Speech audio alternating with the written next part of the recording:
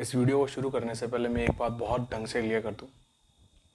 मैं यहाँ पर ना तो अपने मन से कोई बात बोलूँगा, मैं जो भी यहाँ बात बोलूँगा उसको ऑथेंटिक डेटा के साथ बोलूँगा, गवर्नमेंट के एविडेंस, गवर्नमेंट के जजमेंट के साथ बोलूँगा। नमस्कार दोस्तों, जय सिया राम। टॉपिक वगैरह देखकर, थंबनेल देखकर आप समझ ही होंगे कि इस टॉपिक की बात करने वाले। इस टॉपिक को हम डिवाइड करेंगे 3 टाइप्स में।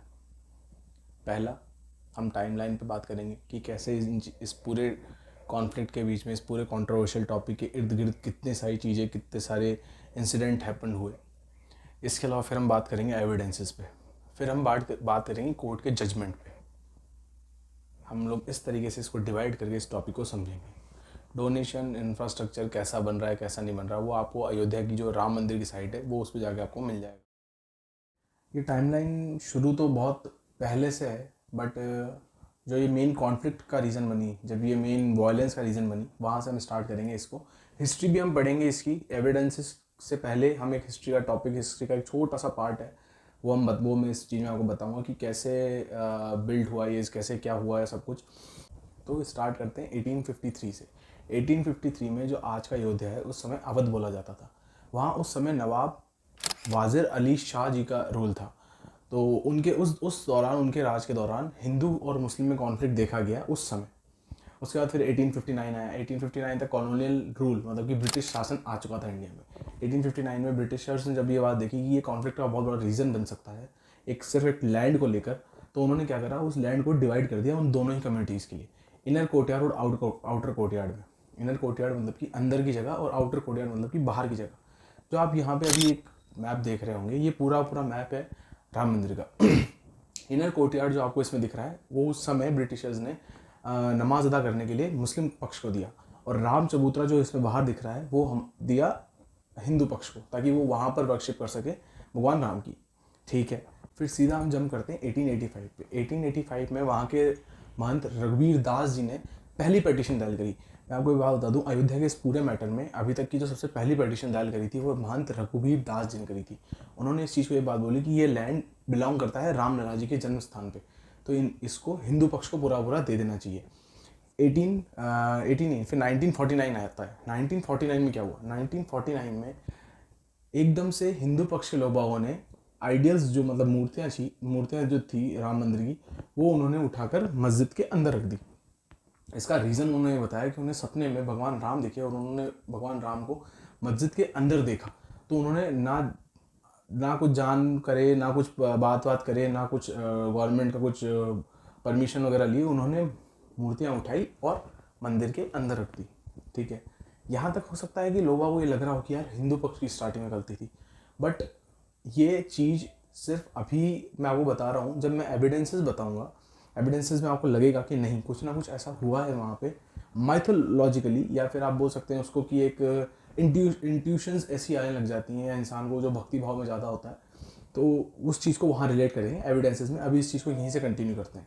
तो 49 में जब ये चीज़ हुई कि आइडियल्स को अंदर रख दिया गया, तो उसके बाद ये कॉन्फ्लिक्ट ज़्यादा बढ़ा। तो उस समय के जो डिस्ट्रिक्ट मजिस्ट्रेट थे वहाँ पे, के नैयर, उनसे ये बात बोली गई जवाहरलाल नेहरू जी की सरकार ने, क्योंकि 47 में आज़ाद हो गए, 49 के अंदर ये घटना हुई।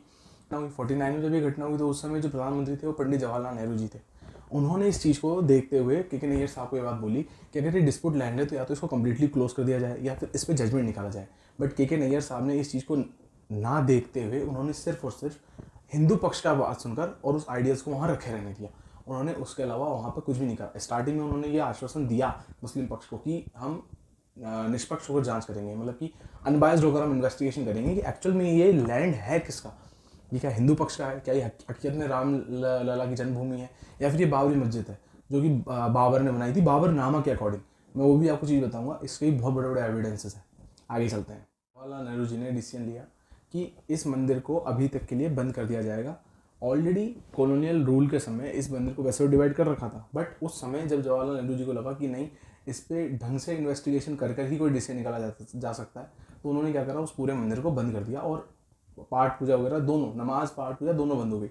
1950 में एक और कोर्ट के अंदर एक और फाइल दर्ज होती है जो करवाई गई गोपाल सिंह विश्वास के द्वारा। उनका ये कहना था कि राइट टू वर्शिप के तहत, फंडामेंटल राइट्स में जो राइट टू वर्शिप है उसके तहत हमारे को अंदर पाठ पूजा करने का अधिकार मिलना चाहिए और हमें ये अधिकार है, खुद से है, ठीक है।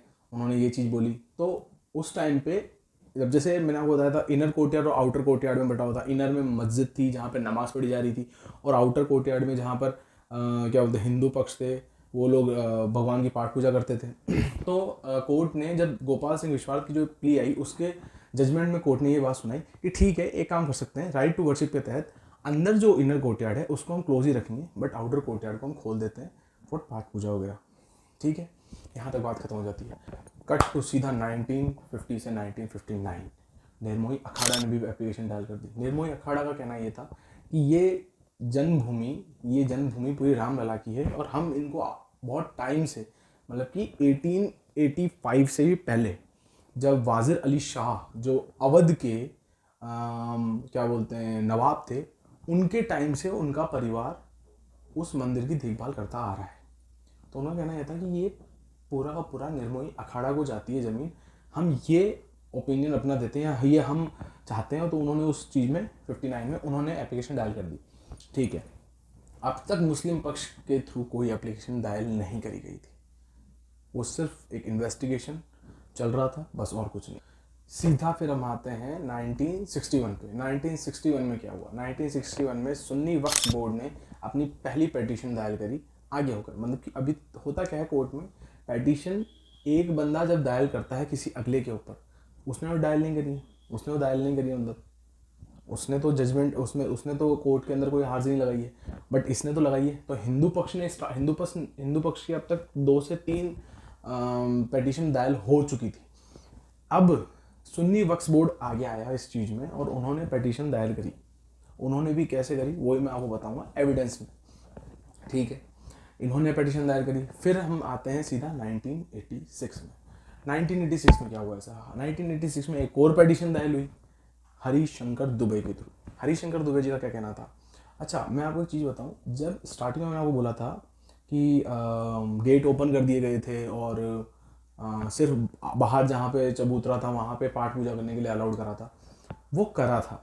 बट जब निर्मोही अखाड़ा ने ये चीज़ वापस बोली कि नहीं ये ज़मीन हमारी, फिर उसके बाद सुन्नी वक्फ ने भी बोली कि ये ज़मीन हमारी है, उसके बाद क्या हुआ? उसके बाद 1986 में शंकर दुबे के थ्रू एक एप्लीकेशन दायर करी जाती है कि दर्शन के लिए, फॉर दर्शन पर्पस गेट को खोल दिया जाए।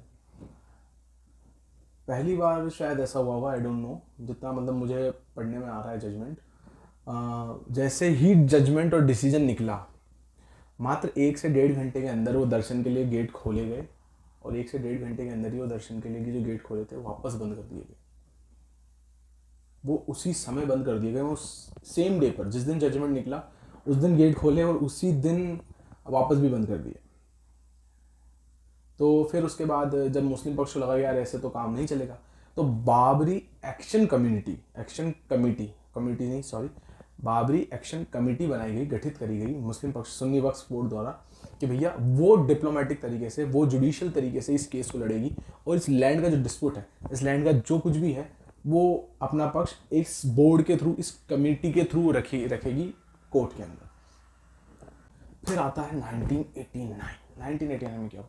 1989 में विश्व हिंदू परिषद ने नींव का जो पत्थर रखते हैं हम लोग हिंदू पक्ष के, जो मेरे व्यूअर्स हैं वो जानते हैं इस बात को, कभी भी किसी भी घर हो, मंदिर हो, कोई आपका बिजनेस का क्षेत्र हो, तो वहाँ पर नींव का पत्थर सबसे पहले रखा जाता है। नींव खोदी जाती है, उसका पूजन होता है, जिसको हम बोलते हैं लैंड वर्शिप, जिसको हम बोलते हैं कि भूमि पूजन, वो होता है। तो विश्व हिंदू परिषद ने, ये मैं बात जितनी भी बोल रहा हूँ ये ऑथेंटिक डेटा के साथ बोल रहा हूँ। आप 1045 पन्नों का सुप्रीम कोर्ट का जजमेंट है 2019 का, आप उसमें भी ये चीज़ देख सकते हैं। उन्होंने भी क्लियरली मेंशन कर रखा है नियर बाय डिस्प्यूट एरिया। विश्व हिंदू परिषद ने डिस्प्यूट एरिया पर नींव का पत्थर नहीं रखा था, nearby dispute area. There is lots of difference between both these two statements. Nearby dispute area, on the dispute area बहुत अलग चीज़ होती है। नियर बाय डिस्प्यूट एरिया, तो वहाँ पर उन्होंने नींव का पत्थर रखा और वहाँ उन्होंने पूजन वगैरह कर दिया, एज एन कि यार ये रामलला की, राम भगवान की जन्मभूमि है, हम तो इस मंदिर को ही भगवान राम का जन्मस्थान मानते हैं, ठीक है। ये पूरा सब कुछ एक तरीके से देखा जाए तो अब तक सब कुछ नॉर्मल दिख रहा है, क्योंकि यहाँ बहुत नॉर्मल सा चल रहा है। हाँ ठीक है, इसने पिटीशन दायर करी, इसने पिटीशन दायर करी, इसने, किसी को भी ये भनक नहीं थी कि आगे जाकर ये केस, ये मुद्दा, ये टॉपिक इंडिया नहीं इंटरनेशनल लेवल पर कितना बड़ा हो जाएगा। फिर कट टू 1990s। 1990 के अंदर राम यात्रा मूवमेंट निकाला गया। उस समय के बीजेपी लीडर LK आडवाणी के नेतृत्व में, मतलब कि उनकी गाइडेंस में ये पूरी यात्रा 10,000 किलोमीटर की थी। इसमें 10 राज्य थे। ये यात्रा सोमनाथ से स्टार्ट हुई टिल अयोध्या। ये नवंबर में स्टार्ट हुई, अक्टूबर तक इसको ख़त्म होना था 30 अक्टूबर को। ये अयोध्या पहुँचते 30 अक्टूबर को। उस समय जब ये यात्रा कंप्लीट होते होते अयोध्या तक पहुंची, इस यात्रा जैसे ही अयोध्या में पहुंची, उस समय के मुख्यमंत्री जो थे यूपी के, वो थे मुलायम सिंह यादव। समझिएगा इस पूरी टॉपिक को। यहाँ से जो मेरी स्पीड है वो थोड़ी कम हो जाएगी बात समझाने की, क्योंकि ये जो बात है ना ये बहुत डेप्थ में है। मतलब अगर आप इसको समझें ना तो शायद मेरे हिसाब से बहुत कनेक्ट कर पाएंगे आप इस चीज़ को कि यार ये सारा इंसिडेंट जो इस घटना के बाद हुआ ये कैसे हुआ। तो उस समय मुलायम सिंह यादव जी थे चीफ मिनिस्टर ऑफ यूपी। जैसे ही यात्रा अयोध्या, मतलब यूपी के अंदर पहुंचने वाली थी, अयोध्या में आने वाली थी, एक ऑर्डर जारी होता है कि पूरे यूपी को सील कर दो, कर्फ्यू लगा दिया जाए। और आई थिंक 29,000 पुलिसमैन डिप्लॉय करे गए पूरे यूपी के अंदर कि जहाँ पर भी कर सेवक दिखते हैं उन्हें जेल में बंद करो। बहुत बड़ा एक क्या बोलते हैं तरीके से बोला जाए तो एक मास अरेस्ट स्टार्ट हुआ। मास अरेस्ट, लिटरली मास अरेस्ट स्टार्ट हुआ, क्योंकि ऑन डेटा ये बात बोली जाती है कि 1 लाख कर सेवक थे, बट वो वहाँ पर पहुँचने वाले सिर्फ 40,000 ही थे। तो कितने लोगों को रोक दिया गया। इवन कई आर्टिकल्स तो ये तक बोलते हैं कि कई लोग, आपको शायद पता होगा, अयोध्या के पास में सरयू नदी है, जो कि हमारे रामचरितमानस में भी उसका मेंशन है। सरयू नदी में भी कई कर सेवक सरयू नदी को तैरते हुए अयोध्या पहुँचे। तो उस समय का आप सीन सिनेरियो समझिएगा कि कितना खतरनाक सिनेरियो होगा कि किसी एक चीफ मिनिस्टर ने अनाउंस कर दिया अपने स्टेट में कि मैं अपने स्टेट की बॉर्डर्स को क्लोज कर रहा हूँ, मतलब कि मैं किसी को नहीं आने दूंगा अंदर। फिर भी अयोध्या ये जो रथ यात्रा थी ये पहुँच गई।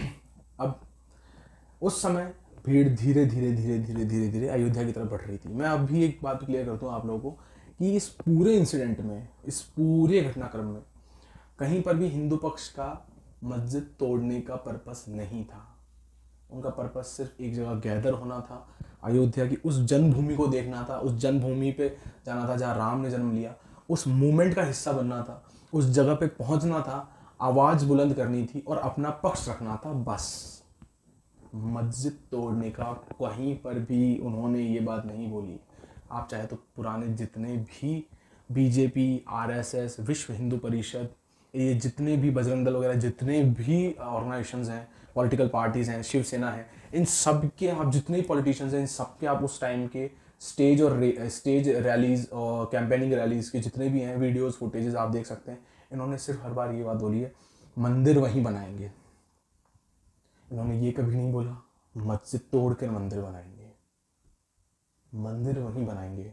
इट मीन्स वो भी ये चाहते थे कि हम जुडिशियल तरीके से ही इस चीज़ को एक्वायर करें, ना कि झगड़ा करके, क्योंकि उनको पता था इस झगड़े का इम्पैक्ट या कॉन्सिक्वेंसेस वायलेंस में क्रिएट हो जाएगा और वो बहुत भयंकर होगा।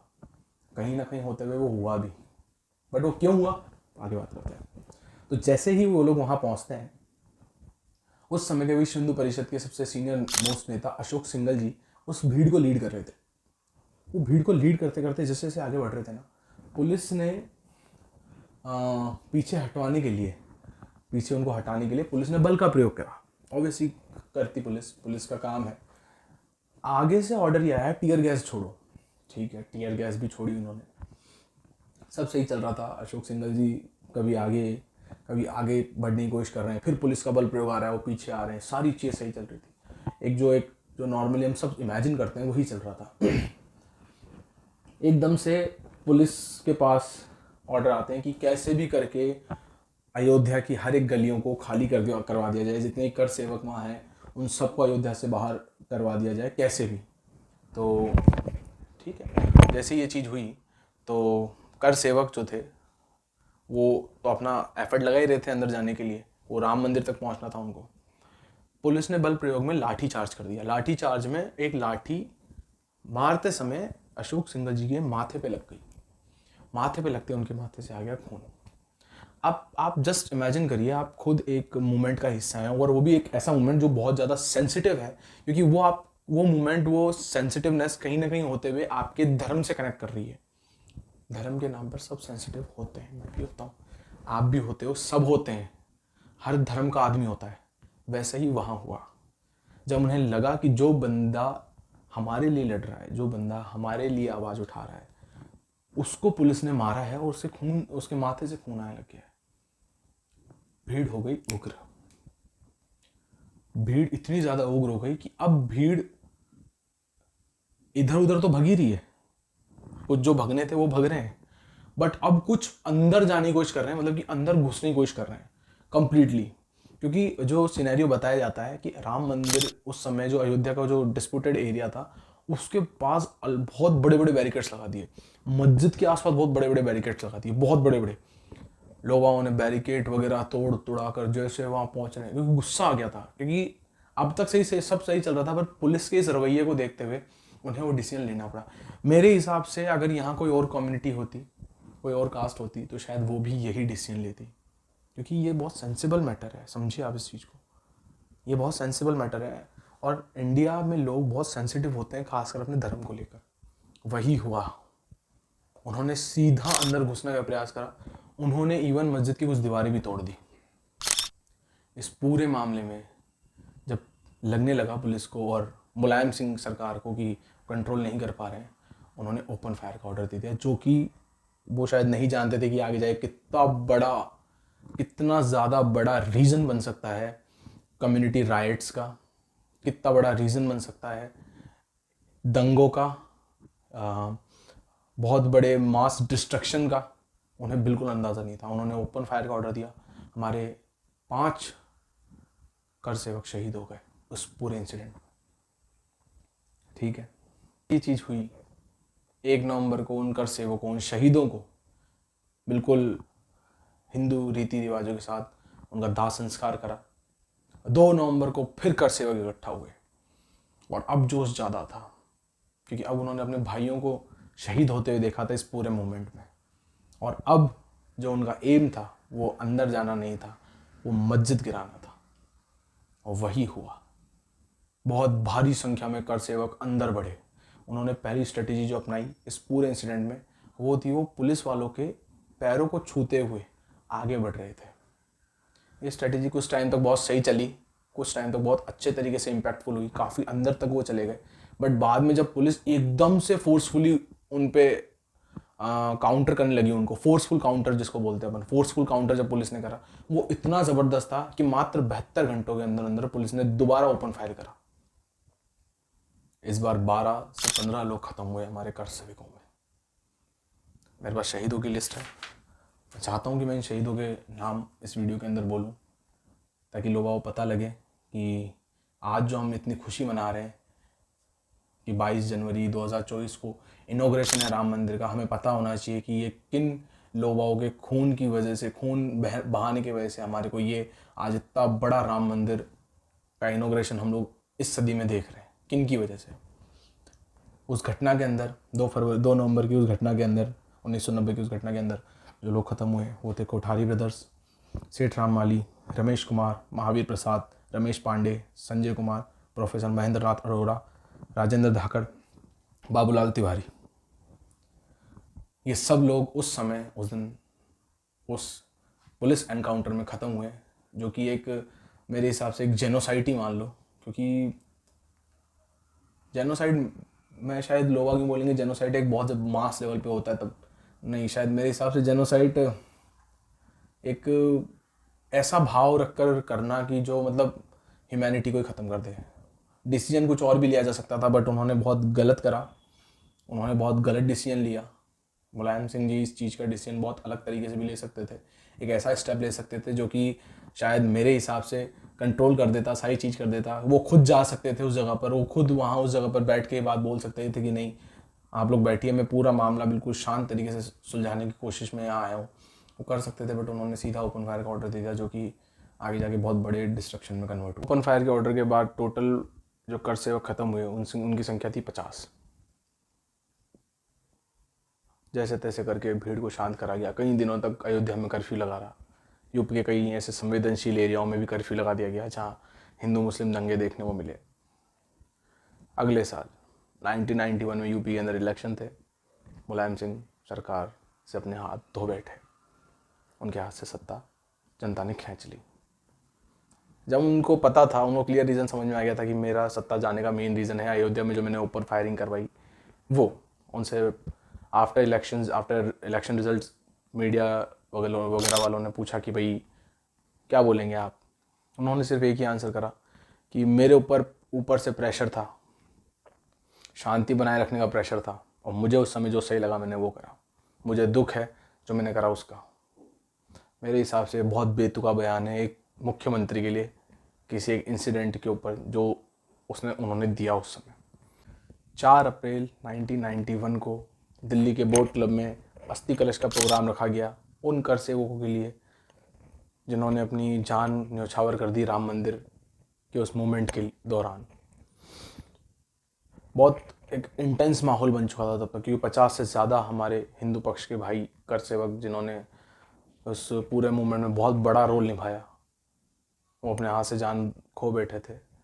उस इंसिडेंट के बाद जब इतना ज़्यादा इंटेंस माहौल था और जब 1991 में मुलायम सिंह जी अपनी सरकार से हाथ धो बैठे थे, उसके बाद 6 दिसंबर 1992 को कर सेवकों ने फिर वापस अयोध्या बाबरी मस्जिद पे कूच करी और इस बार उन्होंने बाबरी मस्जिद पूरी ढहा दी।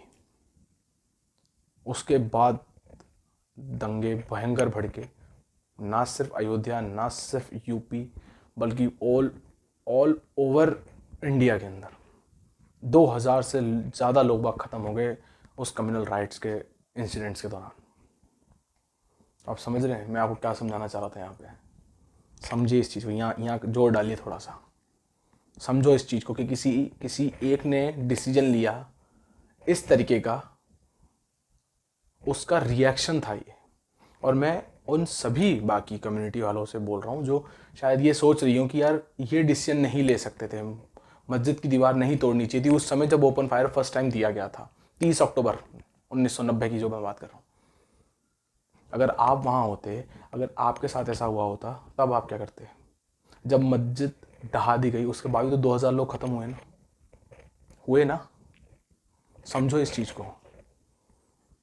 किसी ने सिर्फ अपनी राजनीति बचाने के लिए, किसी ने सिर्फ एक वोट बैंक बचाने के लिए उन्होंने इस टाइप का डिसीजन लिया जो कि मास डिस्ट्रक्शन के रूप में बाहर आया।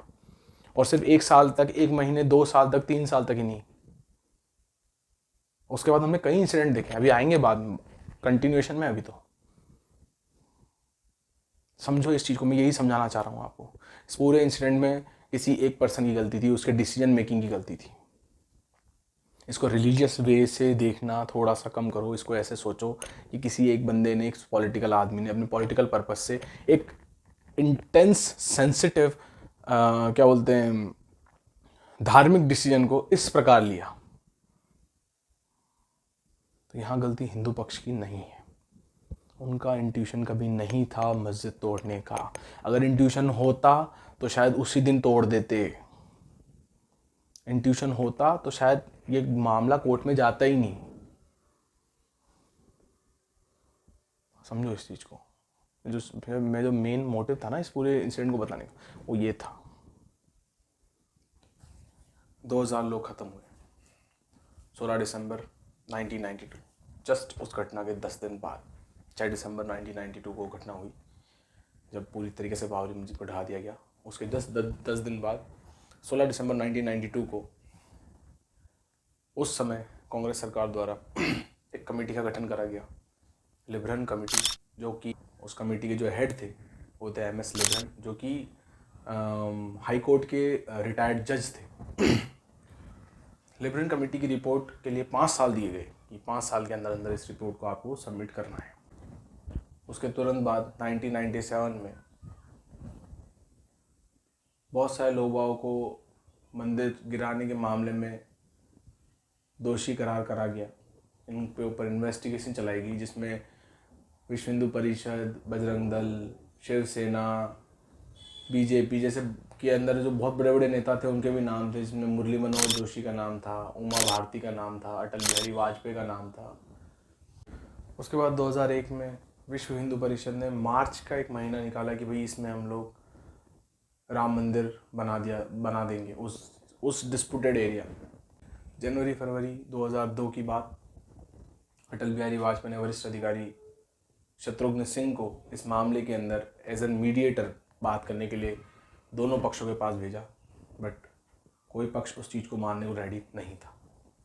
15 मार्च डेट फिक्स कर दी गई विश्व हिंदू परिषद के थ्रू कि भैया 15 मार्च 2002 हम राम मंदिर का निर्माण शुरू कर देंगे। ये सारी घटनाएं जब चल रही थी उसी दौरान मार्च से थोड़ा पहले, मतलब कि मंदिर निर्माण की उस डेट से कुछ टाइम पहले ही फरवरी में बहुत सारे कर सेवक का आना जाना ज़्यादा लग चुका था अयोध्या में कि लोग धीरे धीरे जुट रहे थे, पैसा वगैरह का लगा रहे थे, ट्रस्ट बन रहे थे, डोनेशंस हो रहे थे, बहुत सारी चीज़ें हो रही थी। ये चीज़ को देखते हुए बहुत सारे कर सेवक का आना जाना बहुत ज़्यादा लगा हुआ था, हिंदू पक्ष के लोगों का बहुत ज़्यादा आना जाना लगा हुआ था अयोध्या में। बहुत सारे लोग अलग अलग डिस्ट्रिक्ट से, अलग अलग स्टेट से आ रहे थे और डोनेशंस वगैरह कर रहे थे, उस जगह को देखना चाहते थे। वैसे ही फरवरी का एक इंसिडेंट,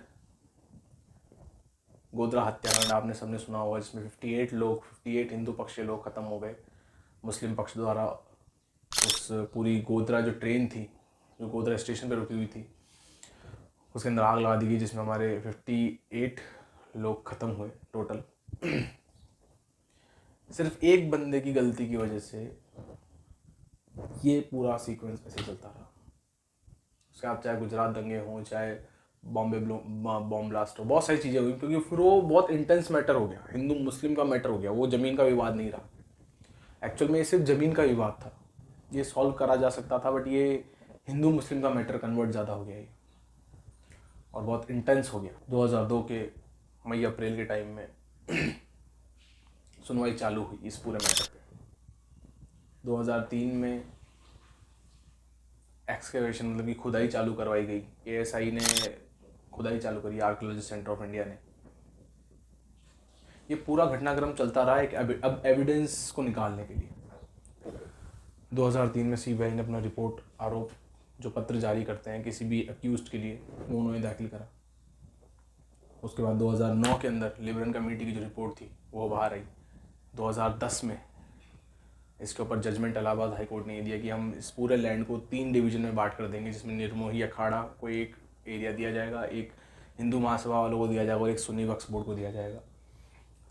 2011 में इलाहाबाद हाई कोर्ट के अगेंस्ट, उस डिसीजन के अगेंस्ट में ही 14 पिटीशंस दायर हुई, जिसमें हिंदू मुस्लिम पक्ष सब ने उस जजमेंट को गलत बताया, क्योंकि सबको लैंड पूरा चाहिए था उनके भावनाओं के अकॉर्डिंग, जो इतनी लंबी लड़ाई लड़ते आ रहे हैं उसके अकॉर्डिंग। 25 जनवरी 2019 को 5 जजों की बेंच को बिठाया गया, जिसमें हेड कर रहे थे उस समय के CJI chief justice of India Ranjan Gogoi ji, और इसके अलावा जो 4 जज थे, मैं उनके नाम आपको बता देता हूँ। SA बोबडे, DY चंद्रचूड़, अशोक भूषण और SA नाजिर। 5 नवंबर 2019 सुप्रीम कोर्ट का ऑर्डर आता है और सुप्रीम कोर्ट इस पूरे मामले में 2.77 एकड़ की जो ज़मीन है वो हिंदू पक्ष के नाम करती है, और रेस्ट 5 एकड़ की ज़मीन अलग से अलॉट करवाती है सुन्नी वक्फ बोर्ड को। ये पूरा जजमेंट और टाइमलाइन का ये पूरा हिसाब मैंने आप लोगों को समझा दिया है। इसमें बहुत सारी चीज़ें हैं, इसमें इस्माइल फारूकी का भी एक केस था, एक उसने अलग एक बेंच चली थी, वो अलग चीज़ है। इसमें फिर यूपी इलेक्शंस के दौरान क्या क्या हुआ वो अलग चीज़ है, क्योंकि ये बहुत लंबा प्रोसेस है, बहुत लंबी वीडियो बन जाती है। इस वजह से इसको बहुत शॉर्ट में करके मैंने टाइमलाइन को जितना मैं कंपाइल कर सकता था मैंने वो आपको सामने एज एन प्रेजेंट कर दी है कि भैया ये चीज़ है। अब हम बात करेंगे एविडेंसेस के बेसिस कि भाई एविडेंस क्या क्या है। ये तो भाई 5 जजों की बेंच जो थी, मैंने इस पूरे जजमेंट को पढ़ा है, 1045 पन्नों का जजमेंट है 2019 का। ये सल्यूट है उस 5 जज की जो बेंच थी उसको, कि जिस प्रकार ये एक बहुत इम्पॉसिबल जजमेंट था इस पूरे कॉन्फ्लिक्ट के ऊपर। कोई जजमेंट नहीं दिया जा सकता था, दूर दूर तक नहीं दे सकते थे। बहुत ज़्यादा कॉम्प्लेक्स स्ट्रक्चर था ये, अगर हम बात करें ना, बहुत ज़्यादा कॉम्प्लेक्स स्ट्रक्चर था। इसमें डिसीजन लेना बहुत मुश्किल काम था, फिर भी उन्होंने बहुत गजब का डिसीजन दिया, और गजब के हमारे लोग कि उन्होंने उस चीज़ को माना।